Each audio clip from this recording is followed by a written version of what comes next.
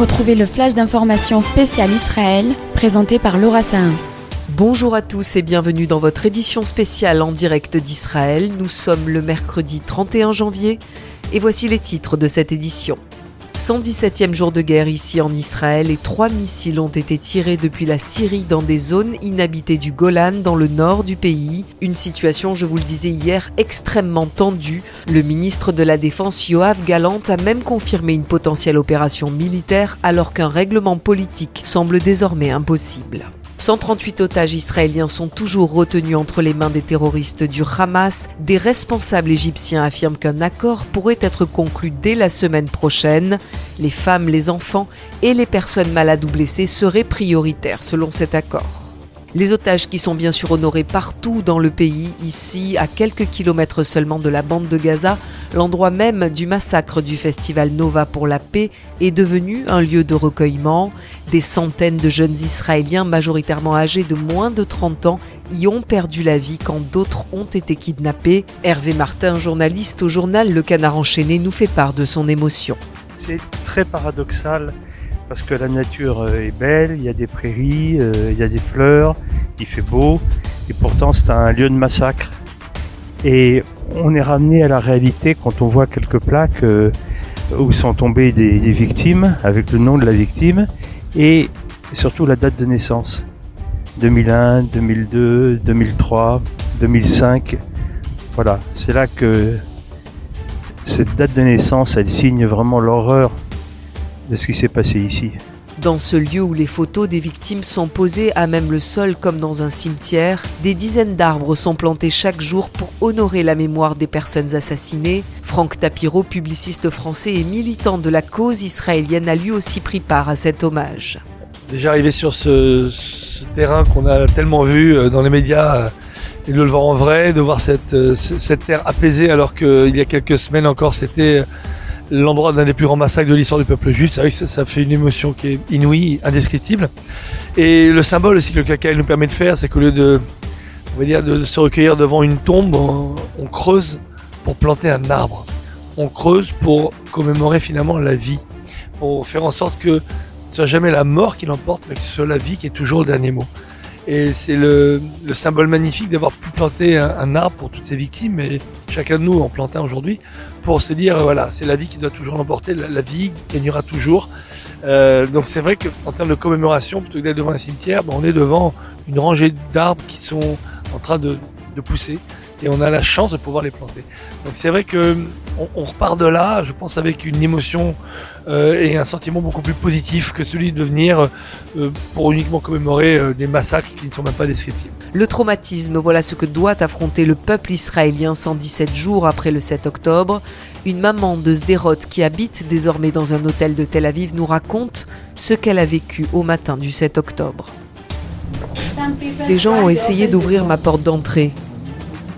Pas la porte de l'abri, mais la porte de ma maison. Après ça, j'ai réalisé ce qu'il se passait et j'ai couru dans ma cuisine. J'ai pris un couteau et je suis retournée dans l'abri. On n'avait absolument rien. On a éteint la lumière et on s'est assis par terre. Moi, ma fille et mon mari. On a entendu beaucoup de tirs dehors. Je me rappelle, j'ai dit à ma fille, surtout ne parle pas. Elle m'a dit, mais pourquoi je ne dois pas parler ? Je lui ai dit, chut, s'il te plaît, silence. Je suis restée assise, couteau à la main, pendant 10 heures, et j'ai prié. Car si quelqu'un arrivait, qu'est-ce que j'aurais pu faire avec un couteau ? Après ça, je me suis sentie brisée. Vous savez, ma maison est à seulement 5 minutes d'ici, et je ne peux pas y rentrer. Je me rappelle de chaque minute. C'est tellement dur. Pour aider à surmonter ce traumatisme, plusieurs dizaines de centres de résilience ont vu le jour en Israël. Écoutez la directrice de celui de Sderot, Hila Gonen Barzilai. Le travail que nous faisons ici est très significatif, extrêmement important.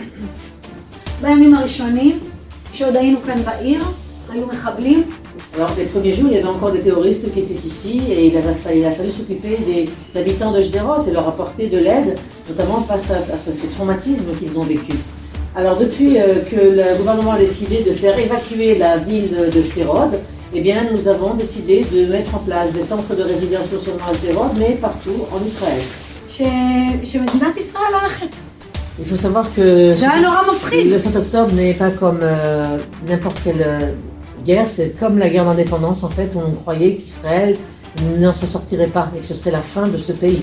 לא C'était ידענו. vraiment terminé pour nous. אם איראן תצטרף, אם On savait לבנון pas si תצטרף, le אם Liban- סוריה תצטרף, אנחנו גמורים. Si le Liban allait rentrer dans la guerre, si le Hezbollah allait attaquer, et donc on était dans plus que dans un stress, on était persuadés que c'était vraiment la fin qui était là.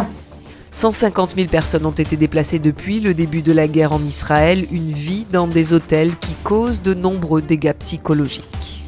חדר אחד, Une chambre, 4 ילדים, כלב והורים. un chien et les parents. Une seule כולם chambre d'hôtel. בלחץ, כולם במתח. La cocotte minute, tout le monde dans la même chambre. הילד très מרטיט difficile. במיטה עושה פיפי, Il n'y a pas d'espace, l'enfant fait pipi dans son lit, הכלב נובח, le chien aboie. איפה מקום לזוגיות? Où est l'endroit pour le couple aussi, כולם se עצבניים, retrouver. לא עובדים, Tout le monde est énervé, לא מבשלים, on ne travaille pas, on ne cuisine pas, לא à l'hôtel. פועלים, On ne fonctionne pas. פליטים בארצם, En fait, des réfugiés dans leur propre pays, תלושים מהבית שלהם. sans leur maison, sans leur אנחנו כל foyer. אחד רוצה בסוף יום את הבית שלו, Et את finalement, המיטה שלו. chacun veut avoir un foyer à soi. ומתחילות גם בבתי המלון להתפתח כל מיני תופעות Et ainsi, קשות. on voit dans les hôtels se développer des phénomènes étranges, des phénomènes difficiles dans les hôtels là où ils habitent. בני נוער הולכים לאיבוד, Par exemple, la jeunesse qui est הופכים לילה perdue, ויום, qui sortent dans la rue puisqu'ils n'ont pas où aller. משוטטים, On les voit tourner, dans בעיר les הגדולה rues, תל אביב, באילת, faire des bêtises. On les voit à Tel Aviv, on les voit à Eilat. לא הולכים לבית ספר, Ils ne vont pas à למסגרת. l'école, ils n'ont pas de cadre, d'encadrement. Hier a été menée dans un hôpital de Jenin une opération spéciale menée par les forces israéliennes.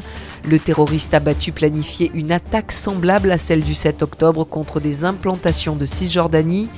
2 de ses complices ont été tués en seulement quelques minutes. Le chef d'état-major de Tsahal a affirmé mardi qu'Israël était déterminé à contrer le terrorisme, même dans les endroits les plus complexes. Et puis le porte-parole de Tsahal, Olivier Rafovitch, rappelle la détermination de l'armée à gagner cette guerre et à préserver l'existence même de l'État d'Israël. Je veux dire que là, actuellement, il y a un effort militaire important dans le sud de la bande de Gaza, donc à Khan Younes.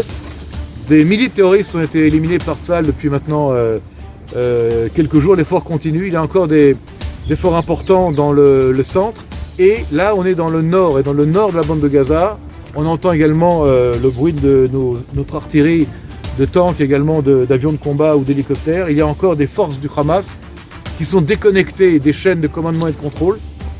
C'est-à-dire que le Hamas, dans le nord, a été éliminé en tant qu'organisation militaire, stricto sensu. Mais il y a encore des terroristes, c'est ceux qui connaissent un petit peu la guerre ou l'art de la guerre, il y a encore des éléments autonomes, déconnectés, mais qui peuvent toujours tirer, qui peuvent toujours faire du mal, donc on les cherche avec une autre division. Là où je veux en venir, c'est que la guerre n'est pas finie. Ça prendra le temps que ça prendra, ça peut prendre des mois encore, on ne sait pas. Mais nous ne finirons pas cette guerre, je le dis encore une fois, officiellement et amicalement pour mes amis ici, tant que le Hamas ne sera pas détruit dans la bande de Gaza. Je vous propose de poursuivre ce reportage tourné dans le kibbutz de Kfar Aza aux côtés d'Olivier Rafovitch à 13h pour une longue analyse de la situation sur place. Ne manquez donc pas ce rendez-vous sur le 90.5. Et puis tout de suite après ce journal, c'est comme d'habitude l'Instant Mag. Aujourd'hui, Magali Barthès revient sur le 81e anniversaire des rafles de Marseille, de l'évacuation et de la destruction des vieux quartiers. Comme chaque année, cette cérémonie du souvenir organisée dimanche 28 janvier par la ville de Marseille s'est déroulée dans un premier temps place du 23 janvier 1943, puis sur le parvis de l'Opéra. Reportage à suivre tout de suite sur Radio JM. Vous venez d'écouter le flash d'information spécial Israël présenté par Laura Sahin.